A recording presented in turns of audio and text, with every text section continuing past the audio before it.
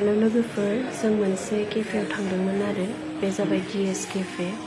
विशाल मार्केटनि अपोजिटआव दङ बियो, उदालगुरिनि। ओरैबायदि टिकुरकुर फिसासा, खिन्थु बेखौ टिकुरकुर फिसासा होननानै नोंसोरो मोजां मोजां जाग्रा मोनजाया होननानै साननाङा। बेयाव मोजां मोजां बुस्थुबो मोनजायो आरो नै जेरैहाय मम', ओरैबायदि गोथाव, माय गड, आं माने मोजां मोनबाय दे बे मम'खौ। फार्स्टआव मोजां मोनो सानफ्लावारनि, सेकेन्डआव नैबे DS केफेनिखौ मोजां मोनो आङो। आरो नैबे कफियाबो थिग थागानो, खिन्थु आं बारा मोजां मोनासै। नैबे हले बेस्ट, आं नैबेखौ हले 10आव माने 9 होगोन आरो। गोथाव मोनबाय आङो। उदालगुरियाव जे बिदि मोनगोन होननानै आं आसा खालामाखैमोन। आं जादोंमोन नैबे चिकेन रिब्सखौ। गोथाव दे जानानै हो, संना जानानै हो। नों मोनजाथाराखैमोन ना? नों जे बुंबाय थादोंमोन चिकेन माने KFCनि बायदि चिकेन मोनजागोन होननानै।